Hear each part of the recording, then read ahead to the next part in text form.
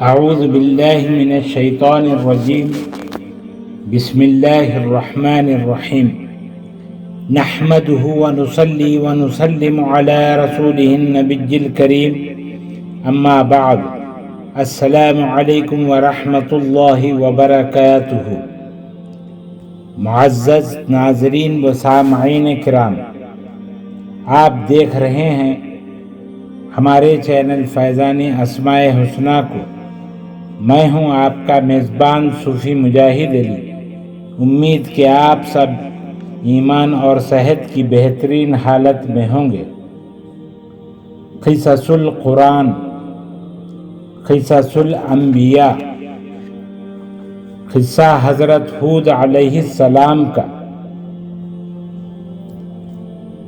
قسط number 9، part number 9۔ قصہ حضرت ہود علیہ السلام اور قوم عاد کا۔ معزز ناظرین و سامعین کرام، آج ہم جس ہستی کو سرنامہ کلام بنا رہے ہیں انہیں حضرت ہود علیہ السلام کے نام سے یاد کیا جاتا ہے۔ حضرت ہود علیہ السلام کا نسب نامہ اس طرح ہے: ہود بن شالق بن ارفخشد بن سام بن نوح علیہ السلام۔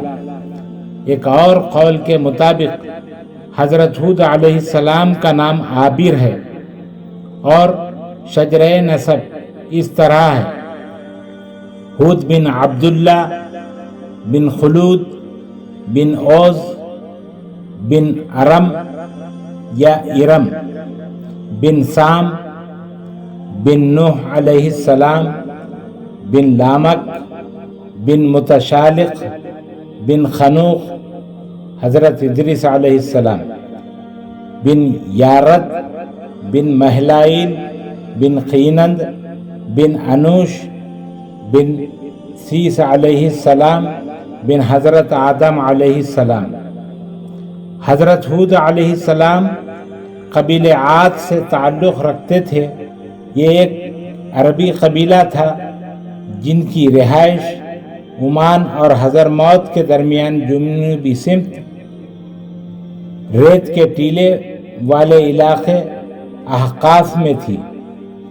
یہ علاقہ سمندر کے کنارے پر واقع تھا جو شہر کے نام سے معروف تھا، اور ان کی وادی کا نام مغیث یا مغیث تھا۔ قوم عاد کے 13 قبائل تھے۔ ان میں 2 قبائل لقمان اور خلزان یا خلجان تھے جو نہایت قوی اور طاقتور تھے اور انہیں حکمرانی کی حیثیت حاصل تھی۔ قوم عاد کو عاد اولیٰ بھی کہا جاتا ہے۔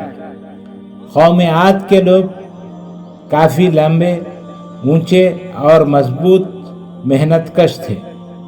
یہ اپنی کاریگری کے لیے بہت مشہور تھے، خاص طور پر بڑی اور خوبصورت بلند عمارتیں بنانے کے لیے۔ عاد قبیلے کے لوگ نہایت امیر تھے اور وہ خوشحال تھے، اور انہیں اپنی طاقت پر بہت غرور و تکبر تھا۔ ان کا قد 50 ہاتھ یا 60 ہاتھ تھا اور وہ بہت قوی اور طاقتور تھے۔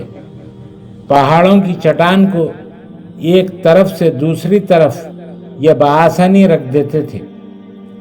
اللہ تعالیٰ نے ان سے پہلے اور ان کے بعد اتنی طاقتور اور بلند قد و قامت والی قوم پھر کبھی پیدا نہیں کیا۔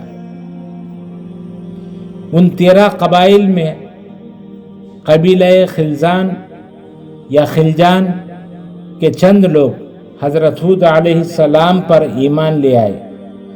اللہ تعالیٰ نے روئے زمین پر جو سب سے پہلے نبی مبعوث کیے وہ حضرت ادریس علیہ السلام، پھر حضرت نوح علیہ السلام اول رسول ہیں۔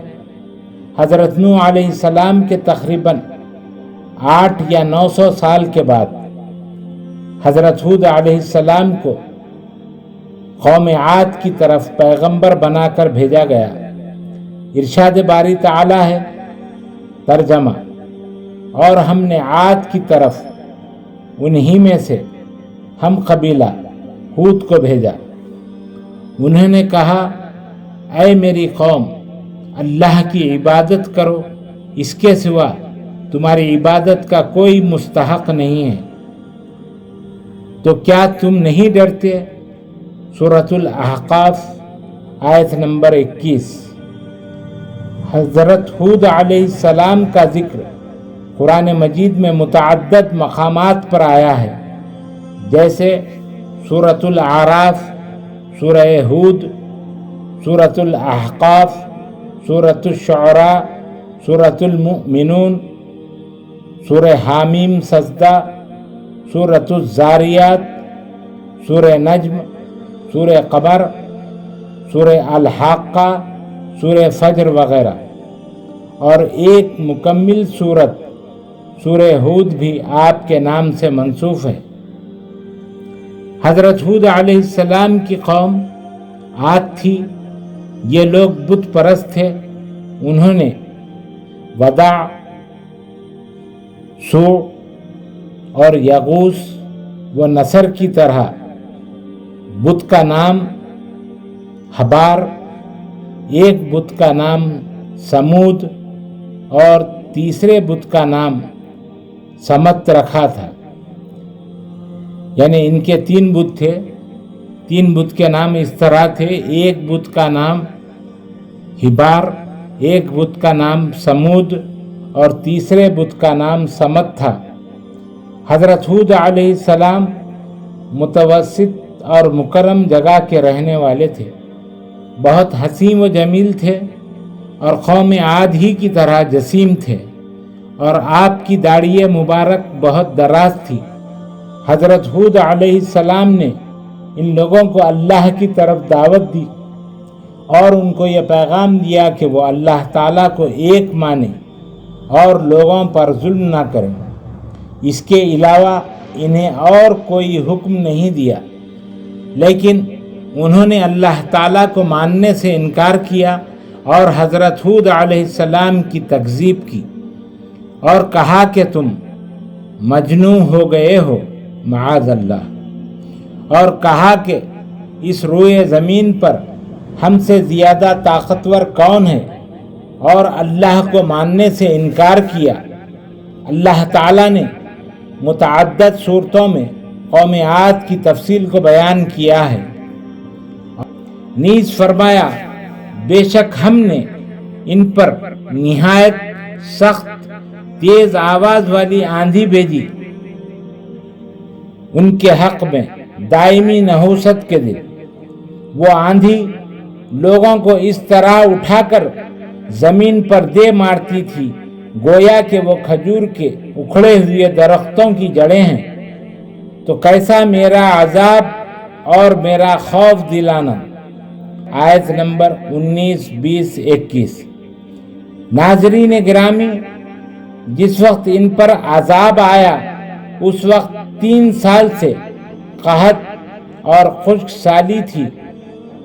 جب انہوں نے امڑتا ہوا بادل دیکھا تو خوش ہو کر کہنے لگے بہت برسنے والی گھٹا آئی ہے، اب سب ندی نالے بھر جائیں گے اور خوشحالی آ جائے گی۔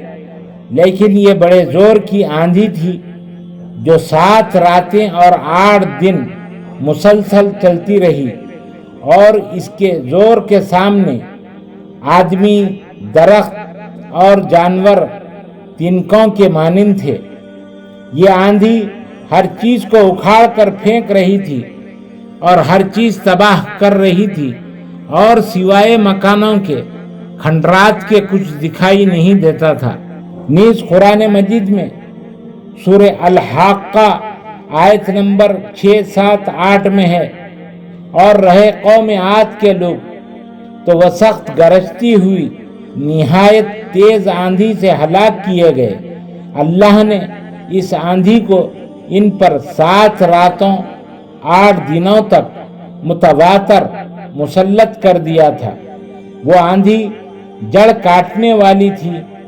سو اے مخاطب، اگر تم اس وقت وہاں موجود ہوتے تو اس قوم کو اس طرح گرا ہوا دیکھتے کہ گویا وہ گری ہوئی کھجوروں کے تنے پڑے ہیں۔ سو کیا تم کو ان میں کا کوئی بچا ہوا نظر آتا ہے؟ محترم ناظرین گرامی، اللہ تعالیٰ نے قرآن مجید میں بتایا ہے کہ قوم عاد الاحقاف میں رہتی تھی۔ الاحقاف آیت نمبر 21۔ مفسرین کرام اور چند ایک علماء کا یہ قول ہے کہ الاحقاف کا معنی ہے ریگستان، اور الاحقاف عاد کا وطن تھا۔ یہ یمن کے شہروں کا ریگستان ہے۔ قوم عاد یہاں رہتی تھی۔ بحوالہ لسان العرب جلد 9 صفحہ نمبر 52، مطبوعہ ایران 1405 ہجری۔ حضرت ابن عباس رضی اللہ عنہما نے الاحقاف ارض مہرہ اور عمان کے درمیان ایک وادی ہے بتایا ہے۔ ابن اسحاق نے کہا الاحقاف عمان سے حضرموت تک ایک وادی ہے۔ حضرت قتادہ نے کہا الاحقاف عرض یمن میں بلندی پر ایک ریگستان ہے۔ یاقوت حموی نے کہا ان تینوں اقوال میں اختلاف نہیں ہے۔ بحوالہ تبیان القرآن علامہ غلام رسول سعیدی رحمۃ اللہ علیہ۔ علامہ پیر محمد کرم شاہ الازہری متوفی 1418 ہجری لکھتے ہیں قرآن کریم میں احقاف سے مراد وہ ریگستان ہے جو عمان سے حضرموت تک پھیلا ہوا ہے۔ اس کا کل رقبہ 3 لاکھ مربع میل بتایا جاتا ہے۔ بعض مقامات پر ریت اتنی باریک ہے جو چیز وہاں پہنچے اور دھستے ہی چلے جاتی ہے۔ بڑے بڑے مہم جو سیاح اس کو عبور کرنے کی جرت نہیں کرتے۔ یہی وہ علاقہ ہے جہاں کسی زمانے میں اپنے عہد کی ایک طاقتور، زبردست اور نہایت ہی امیر قوم آباد تھی۔ ضیاء القرآن جلد نمبر 4 صفحہ نمبر 490 مطبوعہ ضیاء القرآن پبلیکیشن، لاہور 1399 ہجری۔ ناظرین محترم، حضرت ہود علیہ السلام نے اپنی قوم کو راہ حق پر گامزن کرنے کے لیے بھرپور کوشش کی، لیکن قوم نے ان کی دعوت کو قبول کرنے سے انکار کر دیا۔ تو بالآخر بارگاہ الہی میں حضرت ہود علیہ السلام نے التجا کی، یا الہ العالمین تو میری مدد فرما۔ اللہ تعالیٰ نے آپ کی التجا کو قبولیت بخشی، اور اللہ تعالیٰ نے عذاب کی ابتدا اس طرح کی کہ بارش کے فرشتے کو حکم دیا کہ اب بارش نہ برسائی جائے۔ چشموں کے فرشتے کو حکم دیا کہ چشمے اور آبشاروں کو خشک کر دو۔ اس طرح ان کے باغات اور چشمے خشک ہو گئے اور مویشی ہلاک ہونے لگے۔ یہ قحط سالی و خشک سالی مسلسل 3 سال تک رہی۔ حضرت ہود علیہ السلام سے اپنی قوم کی یہ بدحالی دیکھی نہیں گئی، اور اپنی قوم سے فرمایا، اے میری قوم، تم اپنے رب کی طرف رجوع کر لو اور اس کی بارگاہ میں توبہ و استغفار کرو۔ قرآن مجید میں ارشاد باری تعالی ہے، سورہ ہود آیت نمبر 52 ترجمہ: اے میری قوم، مغفرت طلب کرو اپنے رب سے، دل و جان سے رجوع کرو، اس کی طرف وہ اتارے گا آسمان سے تم پر موسلا دھار بارش، اور بڑھا دے گا تمہیں قوت میں تمہاری پہلی قوت سے، اور منہ نہ موڑو اللہ تعالیٰ سے جرم کرتے ہوئے۔ कुरान मजीद और अहादीस मुबारका में तौबा व इस्तिग़फ़ार के बड़े फ़वाइद बयान किए गए हैं। जिसको ईमानी तस्दीक़ क़ल्बी नहीं है, इसका ईमान कमज़ोर है। हज़रत हूद अलैहिस्सलाम के लाख समझाने पर भी कौम आद पर आपकी दावत व नसीहत का कोई असर नहीं हुआ। मुअज़्ज़ज़ नाज़रीन व सामईन किराम, हज़रत हूद अलैहिस्सलाम की उम्र के बारे में इमाम फ़खरुद्दीन राज़ी तफ़सीर कबीर में फरमाते हैं, आपकी उम्र मुबारक 464 साल थी, 464 ईयर्स। एक और कौल के मुताबिक, जिसे अल्लामा तबरी बयान करते हैं, कि आपकी उम्र 150 साल थी, 150 ईयर्स। 50 बरस 50 ईयर्स में आपको नबूवत अता हुई। 50 बरस तक कौम को वाज व नसीहत करते रहे। मज़ीद और 50 बरस कौम की हलाकत के बाद जिंदा रहे। हज़रत हूद अलैहिस्सलाम का मज़ार मुबारक मौजूदा शहर मकला से तकरीबन 152 मील के फासले पर शुमाल की एक जानिब हज़र मौत में एक मकाम है, जहाँ हज़रत हूद अलैहिस्सलाम का मज़ार है और वो कब्र हूद के नाम से मशहूर है। हर साल 15 शाबान को वहाँ उर्स होता है और अरब के मुख्तलिफ हिस्सों से हज़ारों आदमी वहाँ जमा होते हैं। मकामी रिवायात इसी इलाक़ा को कौम आद का इलाक़ा करार देती है। अल्लाह तबारक व तआला हम सबको हज़रत सैयदना हूद अलैहिस्सलाम के फ़ुयूज़ व बरक़ात से माला माल फरमाए। अल्लाह ताला हमें इन वाक़यात को सुनकर और पढ़कर इबरत व नसीहत हासिल करने की तौफ़ीक़ अता फरमाए और नबियों की ताज़ीम करके जो कामयाब हो गए उनमें हमारा भी शुमार हो। आमीन या रब्बल आलमीन।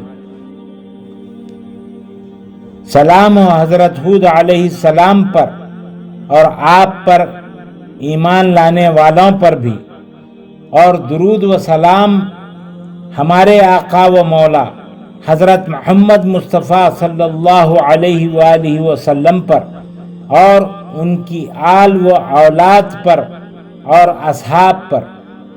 इंशाअल्लाहुल अज़ीज़ अगली वीडियो के साथ दोबारा हाजिर होंगे। जारी है। मज़ीद वीडियोस देखने के लिए चैनल को सब्सक्राइब करें और साथ ही लगी हुई घंटी के बटन को भी दबा दें, ताकि हर आने वाली नई वीडियो आप तक बआसानी पहुंच जाए। वीडियो अच्छी लगी हो तो ज़रूर शेयर और लाइक करें और कमेंट भी करें। कमेंट में अपने ख़यालात का इजहार करें और अपने मशवरों से हमारी हौसला अफजाई करें, ताकि हमारी भी इस्लाह हो। हमारे चैनल को आप यूट्यूब के अलावा फेसबुक, इंस्टाग्राम और ट्विटर पर भी देख सकते हैं। अल्लाह ताला हम सब का हामी व नासिर हो। अस्सलामु अलैकुम व रहमतुल्लाहि व बरकातुहू।